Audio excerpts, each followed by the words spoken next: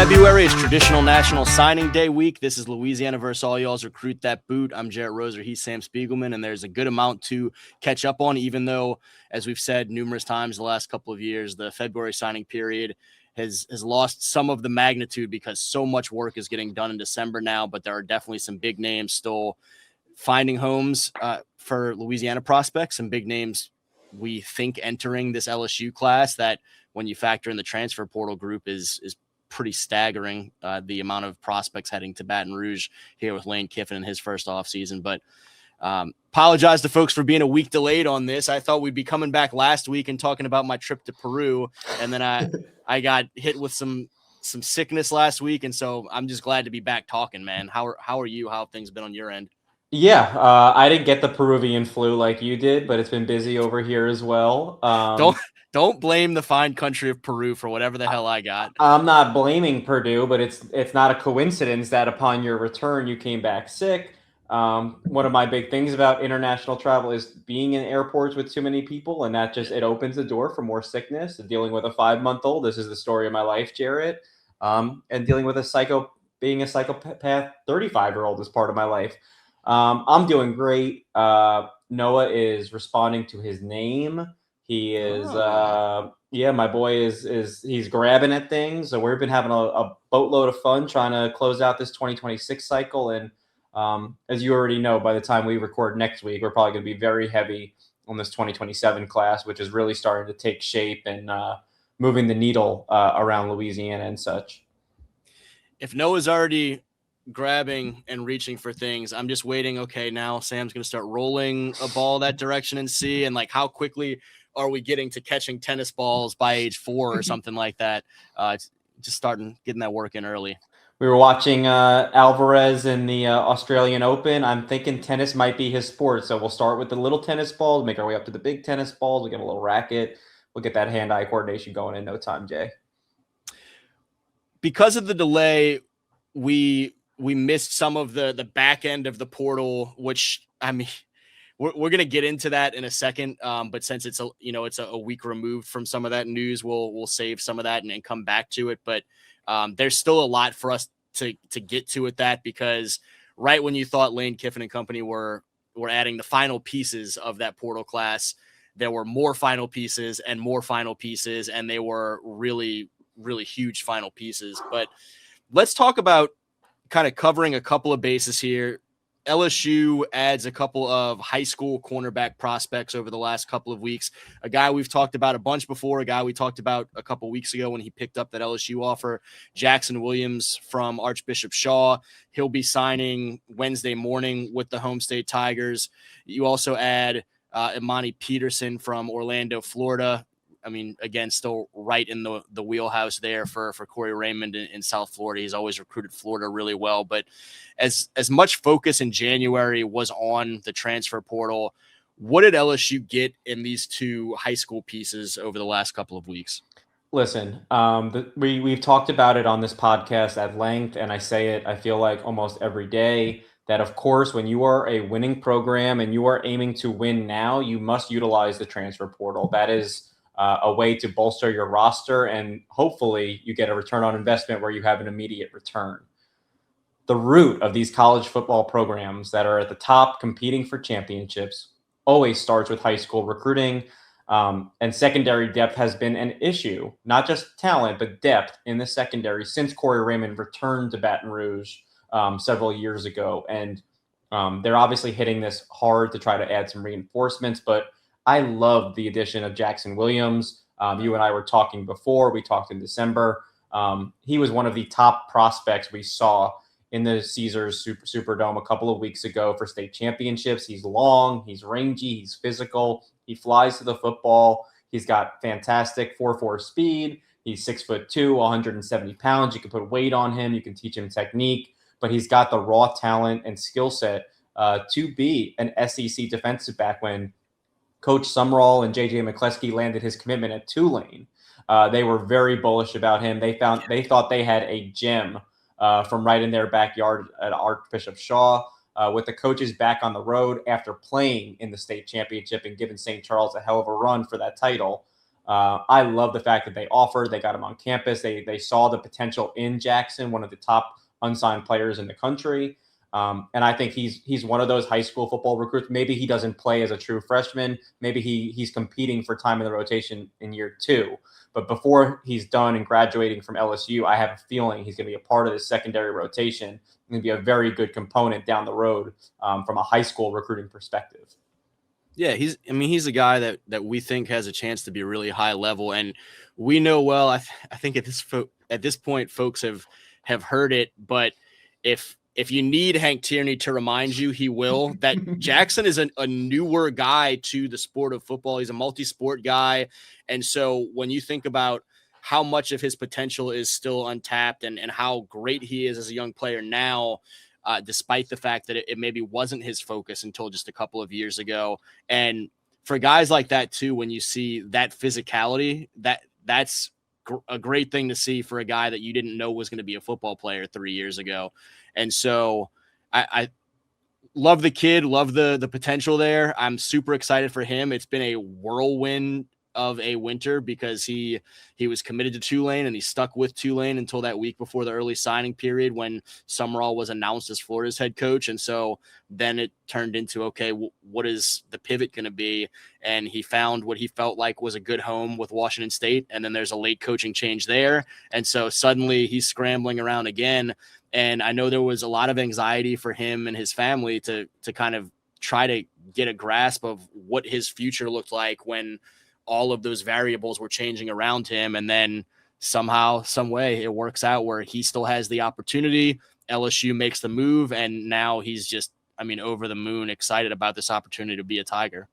Yeah. From the skill set perspective, this is the kind of prospect that, he hasn't scratched the surface. So this is somebody, if you're at LSU, you don't want to let him leave the state and then turn into an all-conference cornerback at a rival school, and the way it worked out for those recruiting perspective, like you said, he was expected to sign with Tulane. He flipped to Washington State, signed with Washington State, got out of it days later after the coaching change. It really worked out very nicely for Jackson Williams. It also worked out very nicely for LSU. Again, secondary depth has been a major issue for this program for years. They've been stocking up in the transfer portal and taking very talented high school football corners and safeties, but not nearly the number that we're accustomed to, which is why they've had to find reinforcements in the portal. But I love them building out some long-term options in that group from the high school ranks. There's not going to be drama with Jackson on Wednesday. He's going to be signed. I think by the time I see him at 11:15 to celebrate the signing, that paperwork will probably already have been in by the morning. There's not going to be a lot of high-profile drama around the state of Louisiana. There are going to be a lot of guys signing with colleges and exciting opportunities for those guys. And so looking forward to seeing some of them and them and their families as they celebrate. But kind of the big name to watch for folks that are still waiting to see some finality is Dylan Berryman, another guy who's had an unusual kind of journey of a recruiting process. Was a one-time Texas commit. Purdue was heavily involved. We talked about it around the time of the Texas commitment, and then later on a decommitment during the course of this season. But there have been a lot of curveballs and interesting developments for him over the last couple of years. And now as we get into signing day, it seems like Nebraska has positioned itself well. Kentucky has been the other one to watch over the last month. But what should folks expect for Dylan Berryman on Wednesday morning and, the last big fish of the Louisiana class and what he potentially brings to one of those teams? If you've been following along at home, Jared, and I know you have, expect the unexpected because Dylan Berryman's recruitment has been that in a nutshell. There's been a lot of twists and turns. I recall back to the Under Armour camp in New Orleans last February, March-ish, where at the time USC was a strong contender, Texas and Texas A&M were strong contenders. Since then, he nearly committed to Purdue. He committed to Texas. He took multiple visits to Ole Miss while he was committed to Texas. Him and Texas eventually part ways. LSU takes a swing.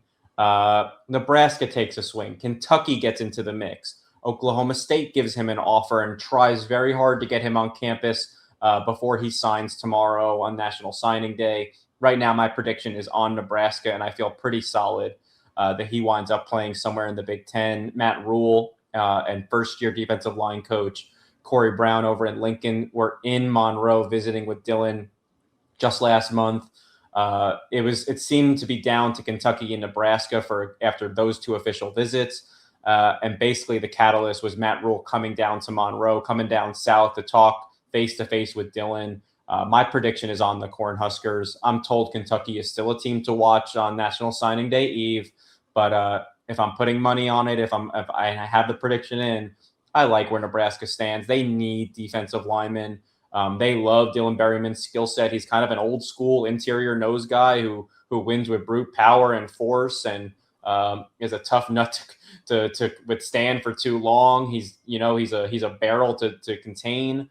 And I think that's going to play really well with a team like Nebraska, who can maybe get him on the field early and has the size and skill set to potentially earn playing time sooner rather than later. He's a guy we've both had ranked highly in this Louisiana class. I mean, throughout the 2026 class's development. And so he's someone that obviously there's a reason that a lot of those schools have continued to pursue him. And hopefully, whether it's Nebraska or elsewhere, he kind of finds that right fit, that right home, and can maximize that potential. It again has been a journey of a recruiting process, but he's someone that can be a difference maker somewhere in the right situation and with the right mindset for sure. Let's get into some of that LSU, just kind of updating the portal piece of it all. And I say portal, but let's start with a guy that's at a military college in Georgia, who is the latest commitment to LSU, the big offensive lineman, Adrian Lamb from South Carolina, who on Monday night announced his commitment. He'd had some SEC programs pushing for him of late, including the visit to LSU and the offer from LSU and all of those things. And so a room at offensive line that LSU is having to almost entirely rebuild. And early in that portal push, folks wondered, okay, there's a lot of great pieces being added here, but where are the offensive linemen? LSU continues to stockpile now double-digit offensive linemen over the last month. And so a nice addition of Adrian Lamb to just kind of the continued process there for Lane Kiffin's crew. Yeah, with the transfer portal, we sometimes ignore some of the JUCO guys, the experienced guys. But I remember when Coach O won the title at LSU, I think they took 2 or 3 commitments from JUCO players, and I think that really helped influx the roster in a positive way. So when you pair him with Jordan Seaton, the #1 prospect, the #1 offensive tackle, a guy that we are going to hear in roughly 15, 16 months as potentially a first-round pick in the top 5 or 10. Those are the sort of pieces that move the needle in a significant way. We talk about depth in the secondary or depth across the offensive line, but when you supplement depth with talent and guys that can make an immediate impact when LSU has starting caliber quarterbacks and receivers and running backs and skill players up the kazoo. And when LSU has been good, it's been behind a fantastic offensive line, which is such a polarizing topic in Baton Rouge. Eric Wolford has the experience of doing this, not only at Kentucky, but for Nick Saban at Alabama. He is an excellent evaluator of talent. He's recruiting the best offensive linemen around the country now that he's in Baton Rouge. But what he did in the transfer portal, what him and Kiffin did, they found almost multiple new starters on the offensive line and guys that aren't just capable level starters, guys that are going to be a plus starters, including at the most important spots at left and right tackle. I'm really, there's a lot of good stuff there. I don't think anything is better than using up the kazoo in place of out of the wazoo, which is just there's a lot there that I really like. But you mentioned Jordan Seaton. He's one of those guys that we alluded to earlier too, in terms of the finishing pieces of the portal class, and not just additional numbers, but huge, meaningful, significant plug and play starter type additions late in this process. And Jordan was obviously one of them.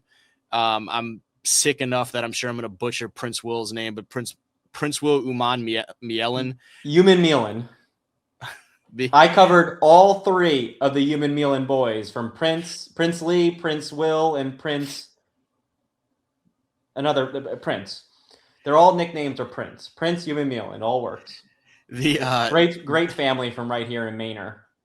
The leading sack artist from that Ole Miss defense this past season. Those two were kind of the true finishing pieces, and man, were they big ones. Aliyu Ba, another offensive lineman from Maryland.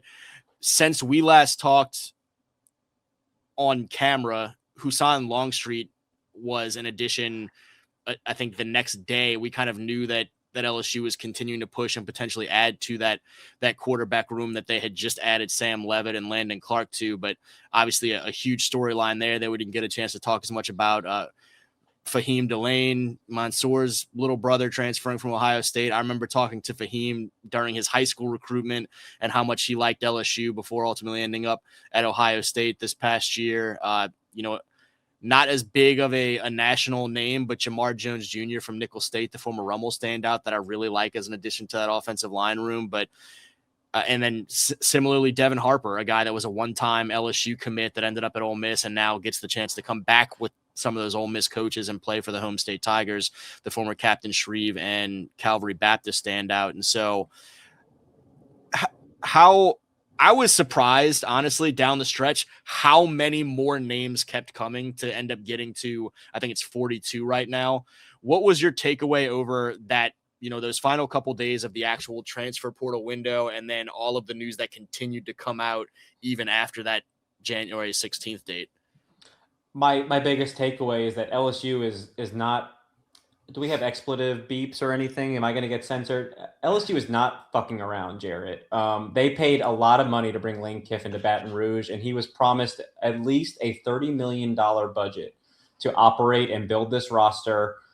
First off, what he's done in not only setting his coaching staff, but of course, establishing the pecking order in the front office, from Billy Glasscock to our boy, J.R. Belton, former West Monroe superstar, who has now survived 3 different coaching regimes, and look at him knocking on the door of the GM suite.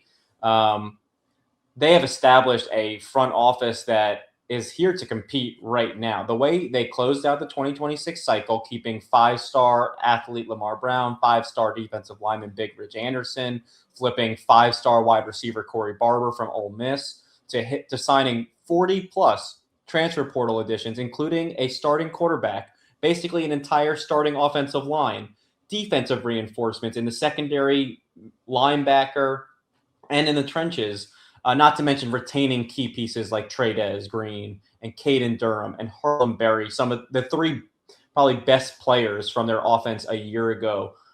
They are not messing around. They are operating like an NFL front office right now. And if you don't think that they're going to compete this year, you have not been paying attention, because they have so much talent on this roster in Baton Rouge right now. I think at minimum they're competing for an SEC championship, but I am hard-pressed to not expect to see LSU in the college football playoff next year for the first time in a while. We were talking about it even before those late additions, that they had kind of moved themselves pretty quickly into that conversation where you thought, okay, year one could be really interesting on a national scale. And now those final weeks of additions of transfer portal, and they continue to work on trying to add a couple of big pieces in this high school recruiting class. It's been super impressive. We knew Lane Kiffin and company were going to come to town and recruit at a high level. We talked about that some last time around. And I think we talked about as well their ability to, in the transfer portal and in a place where guys are looking for the best opportunities for money and immediate playing time to position themselves for the NFL in, potentially a year.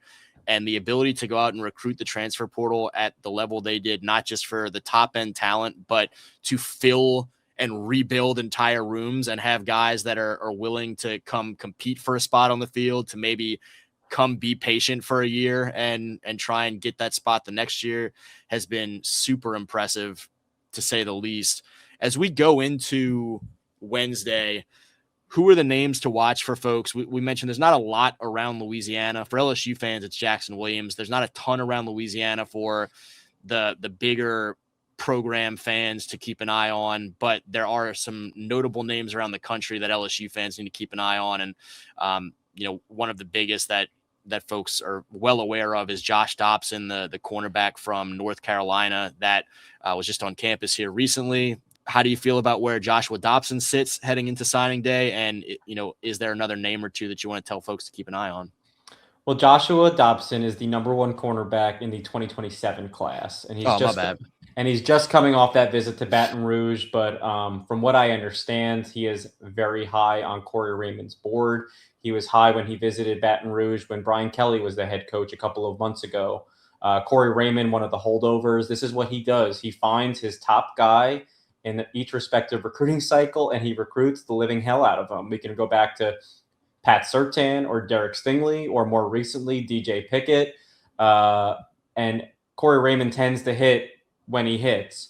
Joshua Dobson is seemingly the guy for Corey Raymond in this 2027 class. And after this weekend, he was on campus, I believe, on Friday morning, left on Sunday.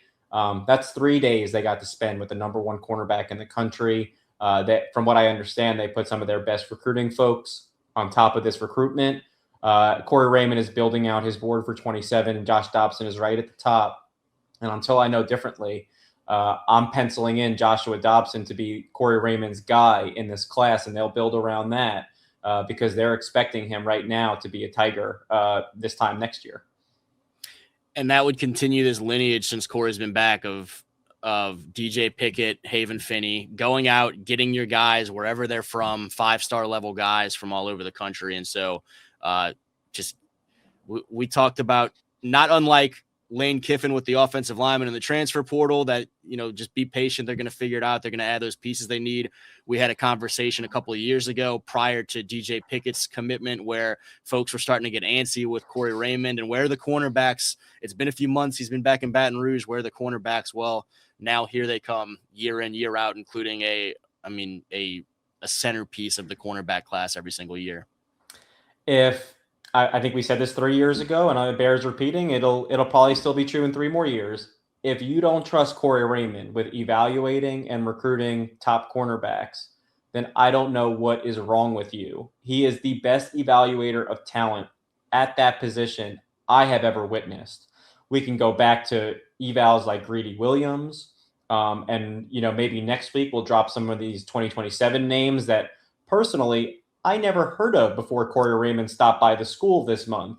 But then you put on the tape and you talk to sources who know a little bit more than you and me. And all of a sudden you're like, well, I guess Corey Raymond knows what he's doing. He's a fantastic relationship builder. He does not put pressure on these top guys like a lot of other schools do with their NIL factors and trying to get them on board early. Corey Raymond has a different approach that tends to resonate with blue chip prospects. And whether you're the top guy, the number 2 guy, the number 3 guy, I trust his evals because he's going to get you in camp. He's going to teach you something, and he's going to find your weaknesses. And that's what these elite guys love, is that Corey Raymond can tell you how great you are, but he can still point out where you need to improve your game. And that has reigned true about Corey Raymond back when we were covering him in 2016, or as we approach the 2026 season. Corey Raymond knows how to evaluate talent. He knows how to recruit it. And so far, since he's been in Baton Rouge, none of that has changed.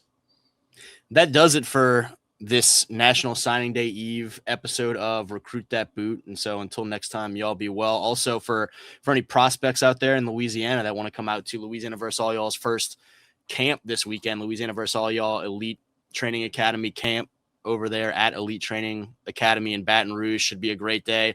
Sam, unfortunately, will miss. He's got some family stuff going on out there in Austin to be home and have some family time. But I know the FOMO has been building for him as he's watched some of this staff come together and all those things. So he won't be there, but hopefully in spirit I will be. Hopefully we see a lot of fantastic football players out there. It's going to be a great day, getting some combine testing in, verified numbers, as well as reps heading into some of these bigger camps like that Rivals camp in the beginning of March.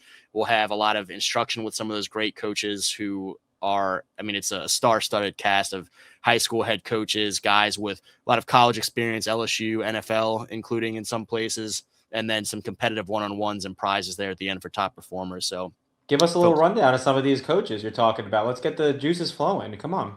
Well, a guy we've shouted out quite a bit, Mark Miller, who's a part of Louisiana versus All Y'all. He's kind of our coaching coordinator, the defensive coordinator up there at Calvary Baptist. One of the best in the state, for sure.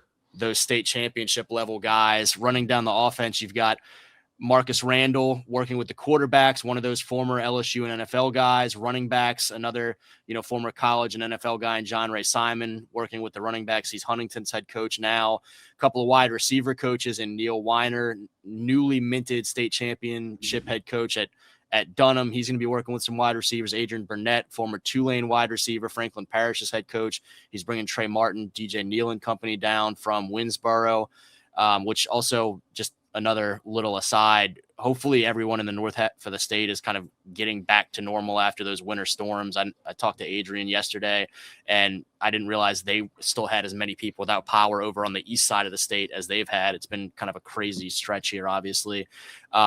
Offensive line, Robert Valdez, who we've had on the show, the St. Aug head coach, has a great crew coming back for next year. A lot of those guys coming up to compete. Defensive side, a couple of former LSU defensive linemen, Marlon Favorite, Andre Anthony, who we talked about his first year with Bonneville, did some historic things with that program already, right out of the gate, coming back from his NFL stint up there. Linebackers, Andy Martin, U-High's head coach. Defensive backs, Tyler Lewis from Terrebonne and Harry Coleman from Opelousas, another former LSU and NFL guy. And so, again, college and NFL playing experience, as Sam said earlier, up the kazoo, I guess, and a lot of talented and passionate head coaches who are going to be working with these guys. My FOMO level is brimming through the roof at this stage, and if I'm not in a group thread, I'm going to get into a fight with my significant other because I want to be there now so bad. This is a great coaching staff. So anyone who is listening or on the fence, please get out to this camp. Those are, if nothing else, to get your verified testing numbers and get ready for camp season. But if nothing else, get coached by these are the best head coaches across the state of Louisiana. Half of them just played in the Superdome 2 months ago now, and are back to coach with their specialties. I don't care what you're doing. Go train, go to this camp, get seen, get the experience, get some coaching, and then come back. I love that. Yeah, you hit the two biggest highlights to me. There's a lot that I think it's going to be a really well-rounded camp, and we talk about all of the competition against some of their peers and the prizes at the end with some elite and Louisiana Versalial and Sharp athletics gear. Shout out to Sharp for helping us out with those camp shirts and some prizes for position MVPs and all of those things. A lot of photo and video obviously coming out. We'll be out there getting some interviews and whatnot, but the coaching staff is bonkers. I'm so grateful for all those guys taking a Saturday to come work with these kids. And then verified numbers are, I'm not going to say everything this time of year, but they are huge. Maybe we can have a couple of these camp MVPs on the podcast to see how it goes. Yeah, sounds good to me. We'll bring them on. Maybe. For sure. Again, he's Sam Spiegelman. I'm Jet Roser. Until next week's Recruit That Boot, y'all be well. Hopefully see some folks at Elite Training Academy on Saturday. Take it easy.